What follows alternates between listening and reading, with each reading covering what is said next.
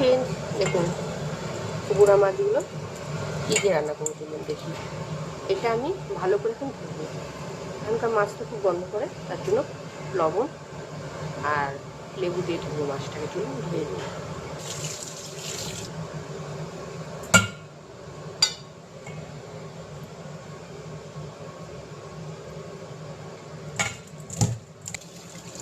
সব রকমের মিশানো মাছ আছে, খুব সুন্দর মাছ। 3 টাকা সহ গ্যাসটা জ্বালিয়ে নিই মাছটা রান্না করার জন্য। কড়াইতে তেল দিয়ে দিলাম, কড়াই তেলটা গরম হয়ে এসছে। আমার মাছটা রান্না করবো আজকে দেখুন আমি নতুনভাবে রান্না করবো, একটু অন্যভাবে। তো এই যে আলু দিব, শিম দিব, বেগুন দিব, মূলো দিব, আর ডালে বড়ি, মাসকলাই ডালে বড়ি, আর লাগবে হচ্ছে টমেটো, পেঁয়াজ, সম্বারের জন্য শুকনো লঙ্কা, তেজপাতা, আর মশলার জন্য লাগবে হচ্ছে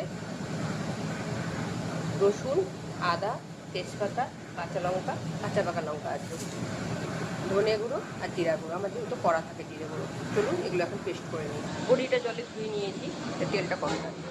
বড়িটা এবার লাল করে ভেজে নেব।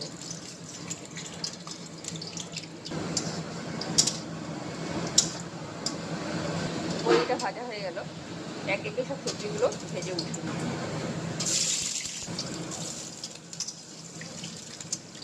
মাছটা আমি ভালো করে লবণ আর লেবু দিয়ে ধুয়ে দেখে মাছটা গায়ে কত চকচক করছে, কারণ এখন মাছে খুব নুন থাকে ওর জন্য।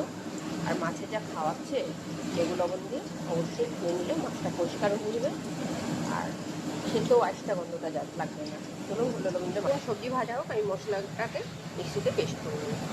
এখানে আমার মূলোটা আলুটা ভাজা করে নেব, এবার শিমটাকে ভেজে নেব। শিমটা ধুয়ে দেবো, নতুন সবজি তো মাছের ঝোল খেতে খুব ভালো লাগে। এখন নতুন সবজি দিয়ে মাছের ঝোল খেতে। শিমটা ভাজা হলো, পাঁচ থেকে আমি বেগুনটা দিয়ে দিচ্ছি, শিমটাকে তুলে দেবো। তেলটা ছিটবে না গায়ে।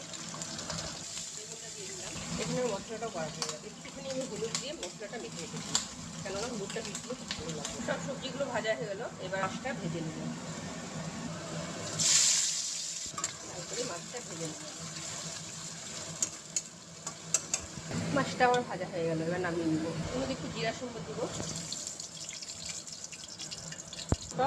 আর তেজপাতা দিব। পেঁয়াজটা ভাজা হতে হতে আমি হলুদ লবণটা দিয়েছি, পরিমাণ মতন হলুদ লবণ দিয়ে দিলাম, স্বাদ মতন লবণ, পরিমাণ মতন হলুদ দিলাম। হলুদটা যেহেতু আমি একটু মশলাতে দিয়েছি ওই জন্য। আর পেঁয়াজ আমি কেটে দিই না, মাছটা হলে রিচ হয়ে যায় আমাদের ঝোলটা, ওই জন্য হালকা ভেজে নিই।